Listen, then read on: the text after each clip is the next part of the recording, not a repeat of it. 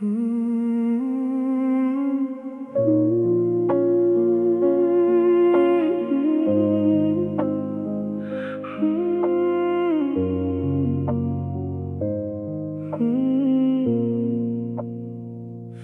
ត្រីស្ងាត់ជួងងំរលកខ្យល់បោកបកមកត្រជាំងអង្គុយក្បែរបងអួយសម្លឹងមើលទៅក្រៅអ្នកឯងដំណក់ទឹកភ្លៀងស្រស់ហាក់ដូចជាកំពុងតែចាក់ដោតរឿងរ៉ាវក្នុងចិត្តមិនដឹងប្រាប់អ្នកណាមនុស្សគ្រប់គ្នាឃើញខ្ញុំតែងតែញញឹមនឹងរឹងមាំគេគិតថាខ្ញុំមិនអីគេគិតថាខ្ញុំសប្បាយចិត្តតែអ្នកណាទៅដឹងថាក្នុងចិត្តបាក់បែកប៉ុណ្ណាភាពហត់នឿយទាំងឡាយបានត្រឹមតែលេចូលទៅក្នុងព្រោះខ្ញុំជាមនុស្សស្ងៀមស្ងាត់មិនសូវចេះនិយាយស្ដីមានរឿងអីក៏ដោយក៏ទុកក្នុងចិត្តតែអ្នកឯងទឹកភ្នែកហូរតិចចិត្តក្នុងភាពពងឹតនៃរាត្រី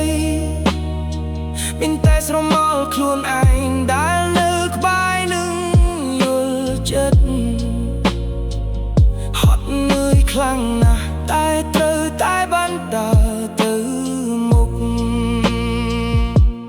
ពាក្យសម្ដីជាច្រើនដែលចង់និយាយទៅត្រូវលាក់ទុកខ្លាចធ្វើឲ្យអ្នកដទៃត្រូវមកពិបាកចិត្តព្រោះតែខ្ញុំសុខចិត្តទ្រាំឈឺចាប់សុខចិត្តដើរចេញដោយស្មោកស្ងា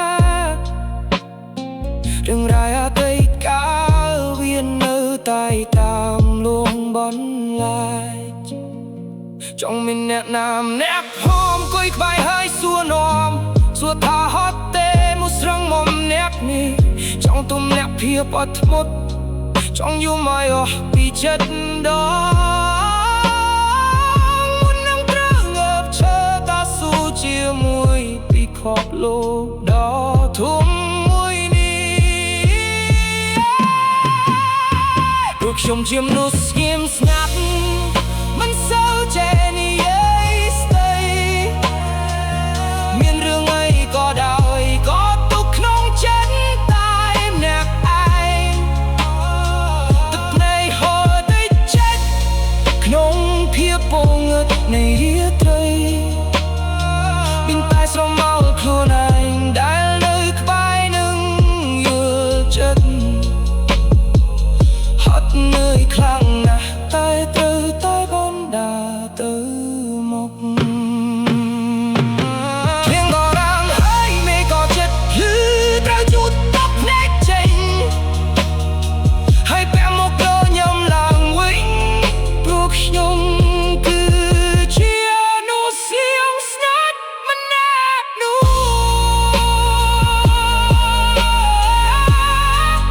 តែគេរលត់ទៅបន្តិចនោះជាមួយនឹងសំឡេងដកដង្ហើម